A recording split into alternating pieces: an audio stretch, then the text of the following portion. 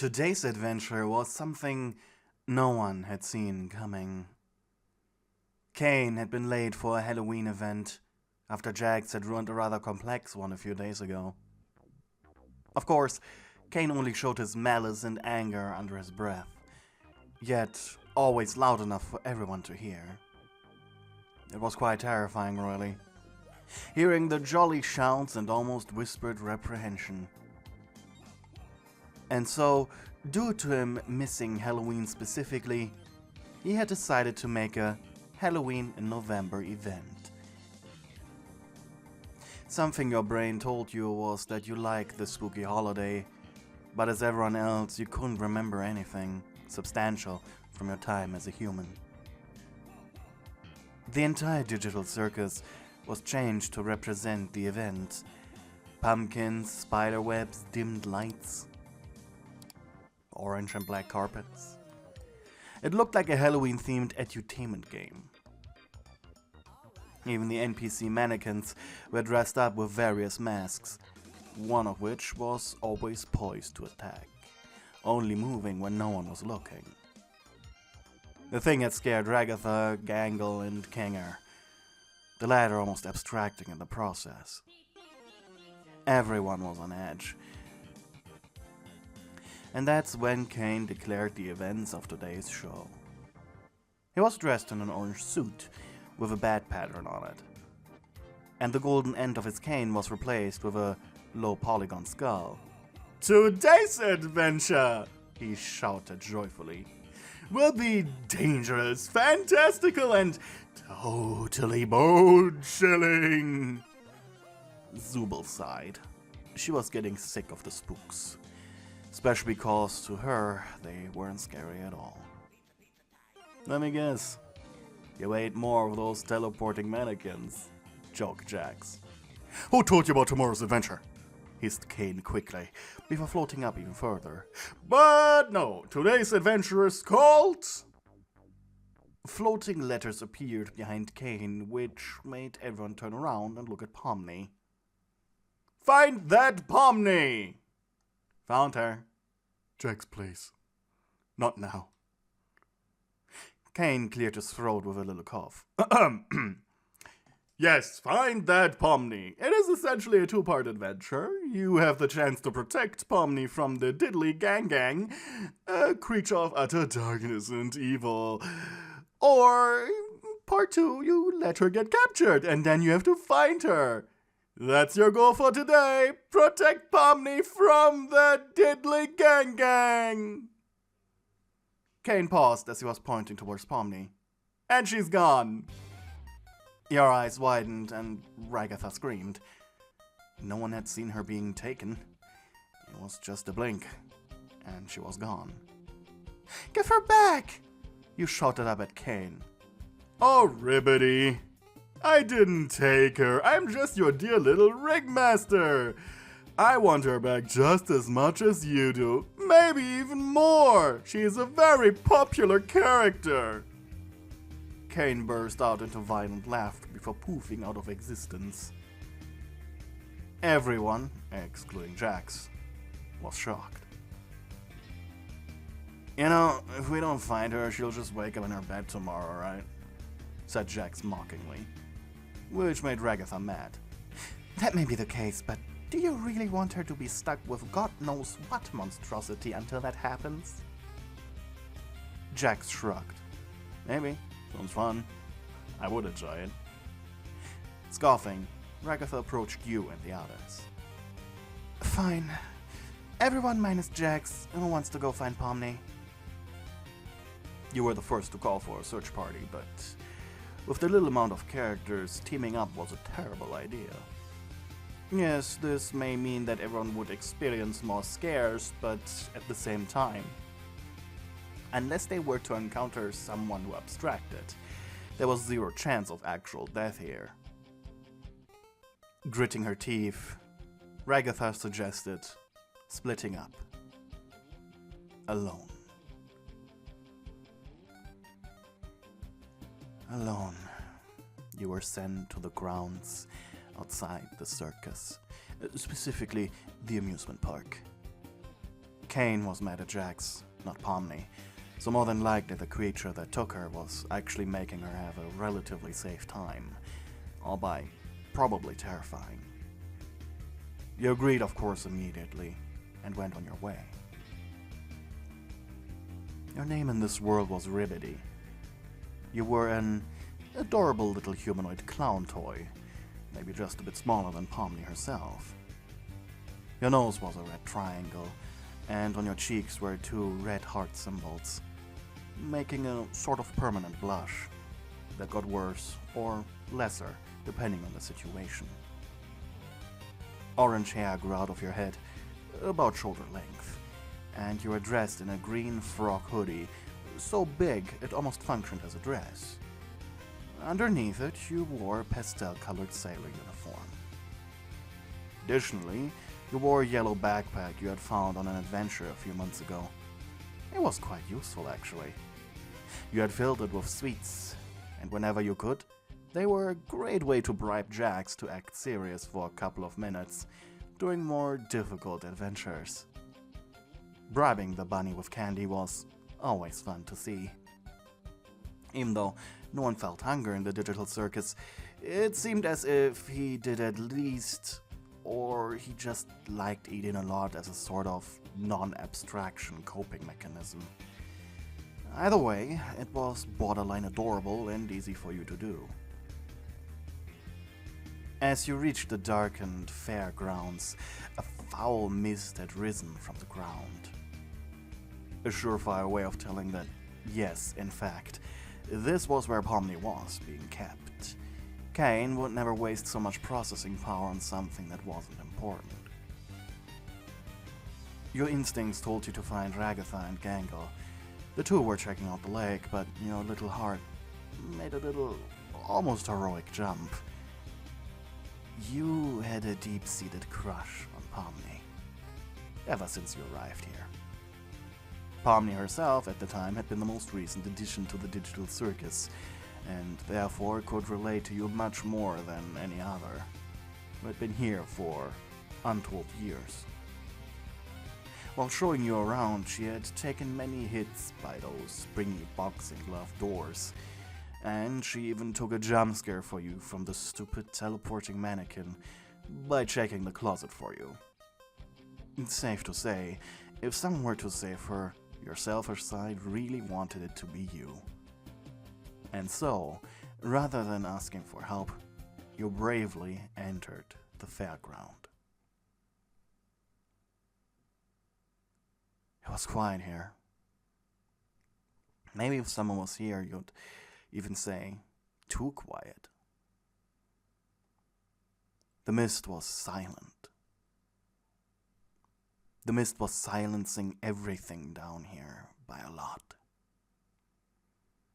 You wanted to shout, "Hello, is anyone there?" But the moment you opened your mouth, only a quiet squeak left past your lips. Looking down at your hands, they were shaking. You were absolutely terrified. Maybe that's why your brain made you think of the jester. Looking up at the sky, the moon smirked at you. She didn't say anything, but there was a red gleam in her eye.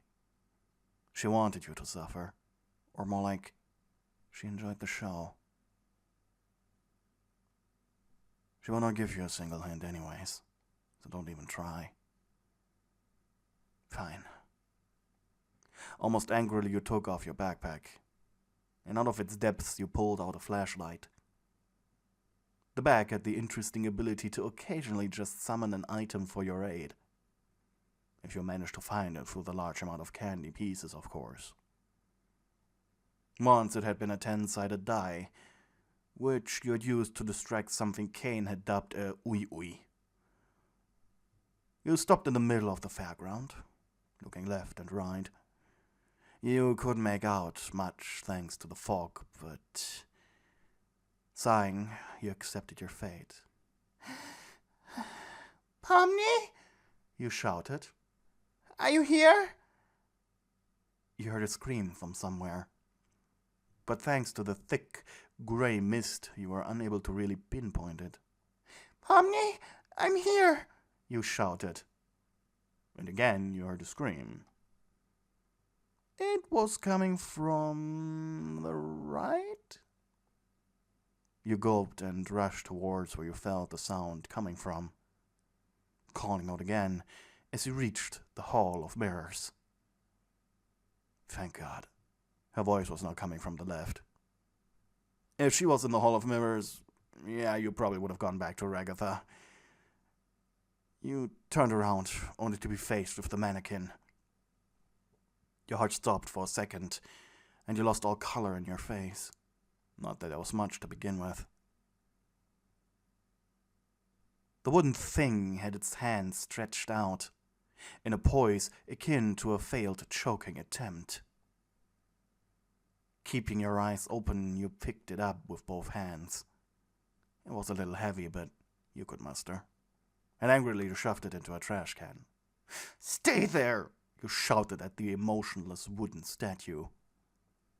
Though as you turned around to go towards Pomni's voice, you could hear its wooden body creak behind you as it climbed out of the trash can. Well, at least now you knew that the mannequin was here. Probably would be just a little less terrifying knowing it. Not like it could actually choke you. With the horrific NPC following you, you approached the Ferris wheel. You could have sworn Pomni's voice was coming from here. "Pomni, it's me, Ribbidi." From the top gondola came the jester's voice. "Watch out, he's somewhere down there." You gulped. "Did he hurt you?" "No, he just shoved me in this cage and made it go up to the highest level." You sighed in relief, and then blinked. And then you realized. "Wait, who's down here with me?" You heard a dark chuckle come from the ticket booth, and through its window rose a nightmarish creature. Its body completely white, covered in black veins. Mouth as wide as your head, with a red grin and sharp teeth. Empty, black, bleeding eye sockets. Its body thin and elongated. You squeaked as you covered your eyes. "Ah, it's naked!" "Wait, what?" "You're naked, you pervert!" Angrily, the diddly gang jumped out of the booth, revealing that he was in fact dressed in brown pants. "I'm not naked. That would go against the South rules." He opened one eye. The diddly gang was probably the tallest creature you had ever seen in the digital circus. It looked like a starving man with super long arms and legs.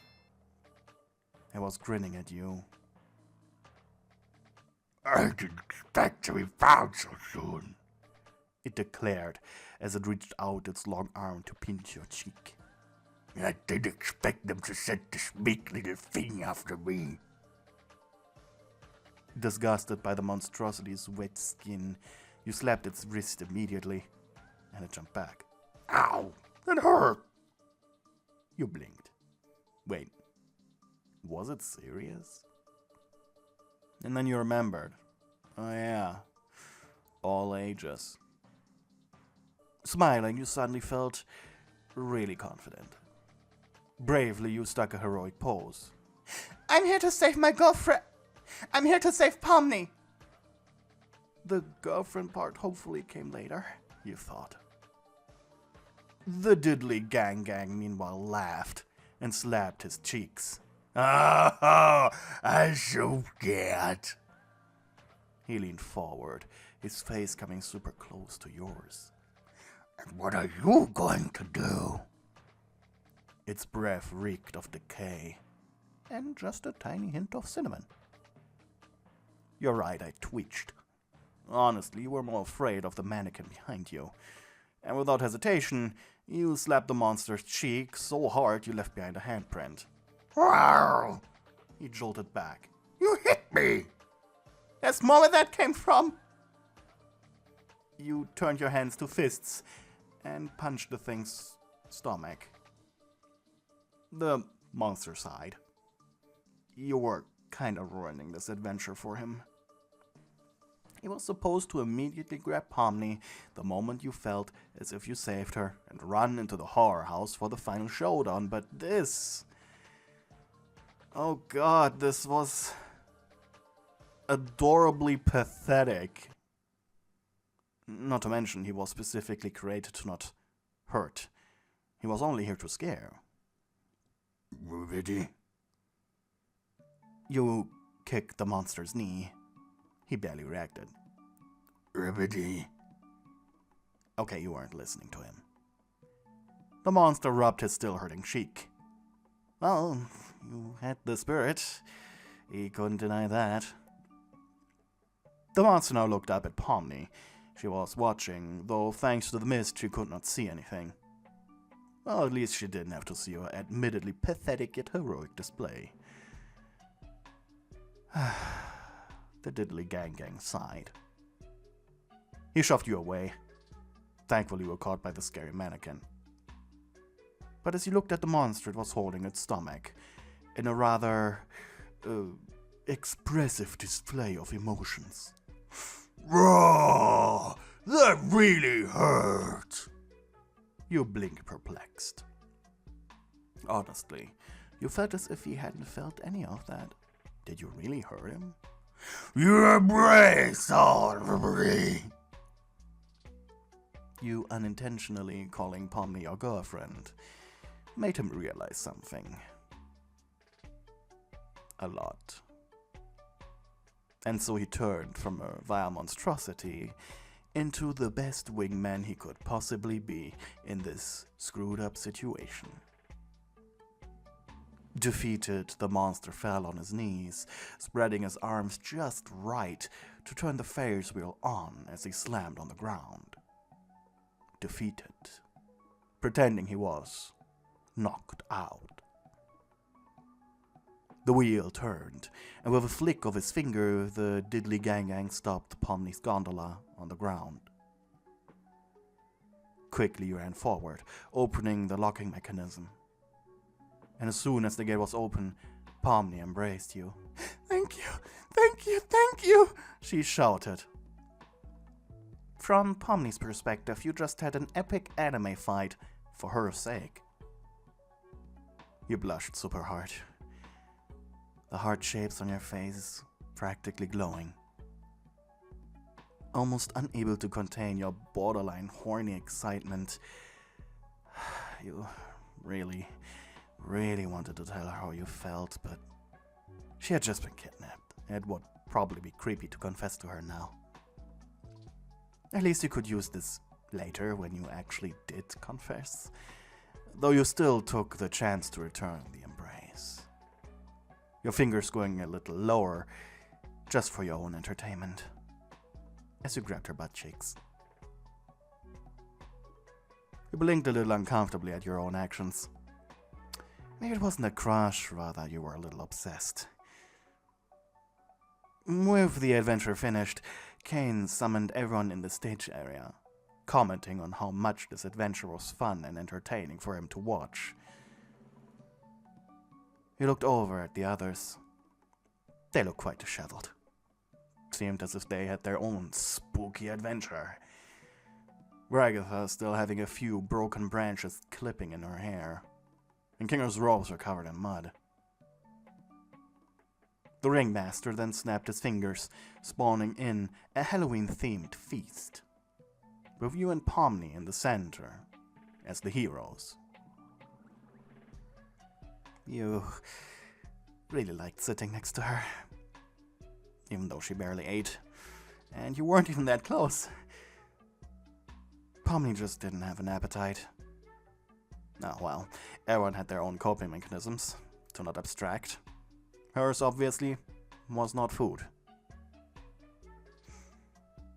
Wait, you blinked. Was Pomni your anti-abstraction mechanism? Ah, well, that just made you like her more. Though, still, you didn't feel as if now was the right time to tell her how you felt.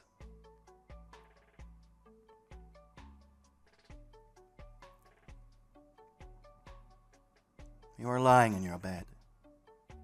The digital circus made it so no one required sleep, and yet it was a nice thing to do to kill some time.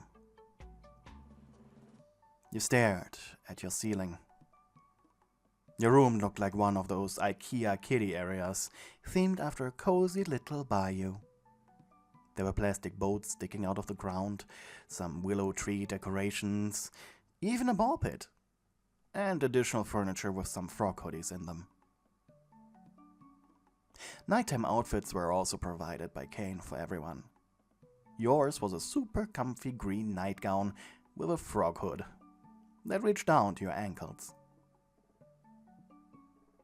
As you were lying there, you suddenly heard the ringing of your doorbell. The sound making you jump out of your bed so hard you slammed headfirst into the ceiling, before slapping on the ground unceremoniously.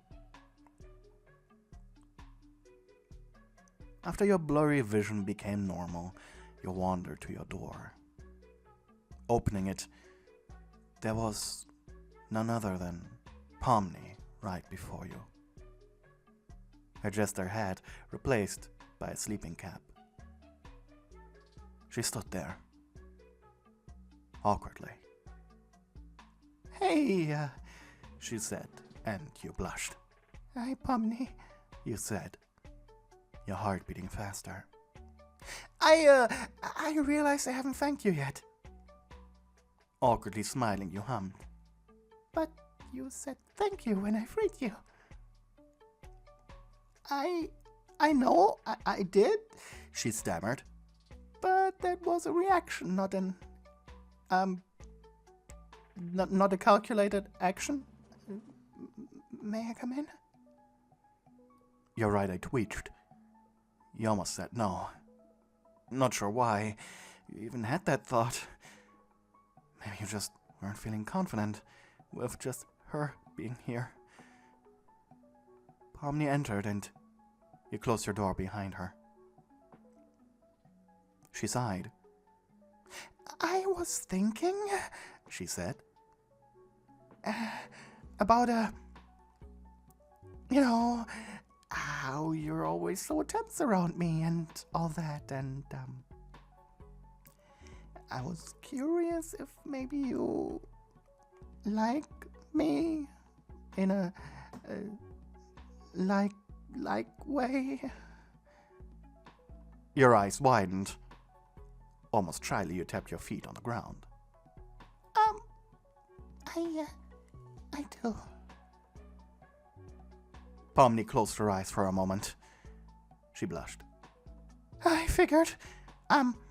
So I was thinking I could, show my gratitude by giving you a kiss." A part of you wanted to say, "Just a kiss," though you managed to suppress the urge. I never kissed a girl before," Pomni admitted. "Neither did I," you said. Oh god, this was more awkward than you imagined. Well, admittedly, whenever you imagined the scenario, both of you would already be naked by this time. The jester sighed, grabbing her left arm with her right hand. "Well..." You gulped and took a step closer. She lowered her head a little as she pursed her lips. And then, your faces touched. Pomni's mouth was warm and soft. And she smelled like cotton candy too. This was better than you imagined. It was hard to not immediately let your instincts take control. Every muscle in your body was telling you to take her and make this last. But as you felt her pull away, you took her hands in yours, not wanting her to go away.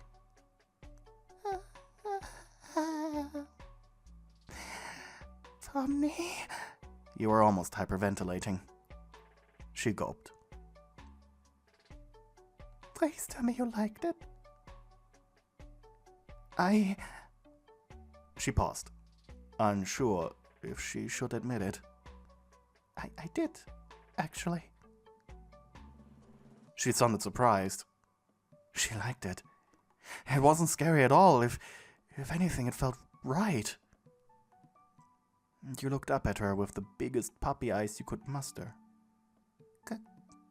Can we keep going on my bed?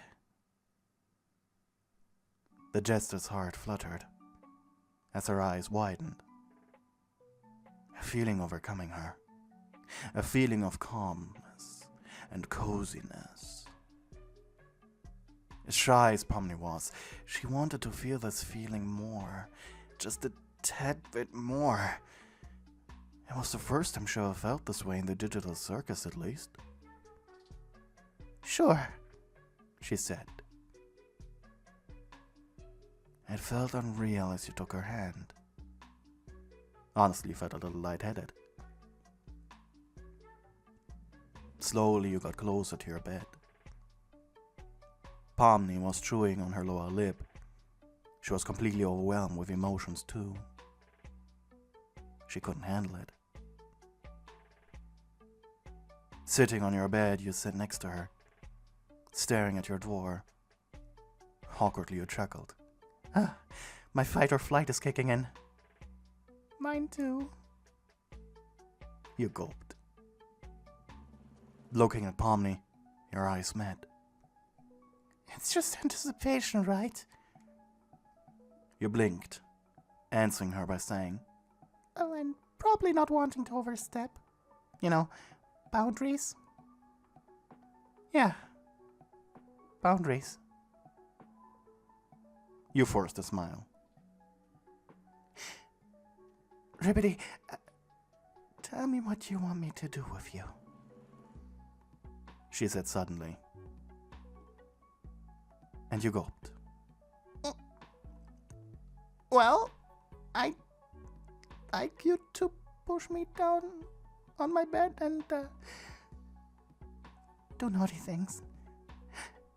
Really naughty things. Like, really, really naughty things. Pomni nodded. We're not good at this, are we? She admitted. Yeah. We're terrible. Pomni exhaled slowly. Finally turning around, she grabbed you by your shoulders, pushing you down in her soft bed. You coughed a little. I'm sorry, did I hurt you? You shook your head. The sun push had just knocked out some air out of your lungs. Okay. Good. Let's keep going, Pomni said. And she gulped before kissing you again. This time more deeper, more sensual, more needy.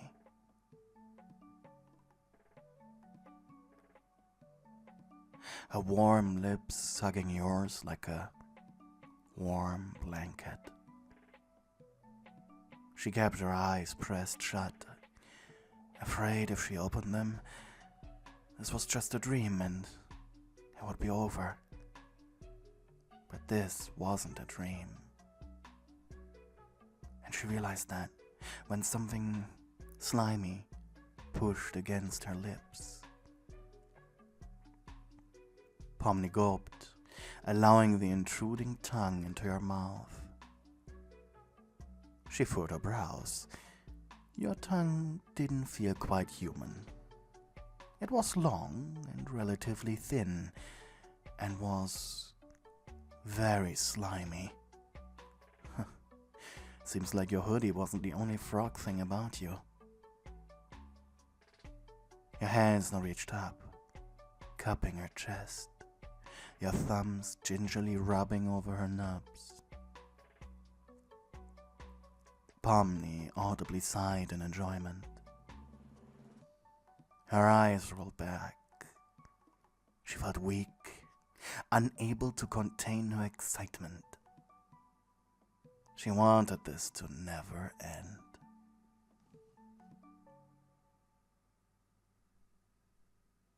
Thank you to the people who are supporting me on Ko-fi. You guys are keeping me alive.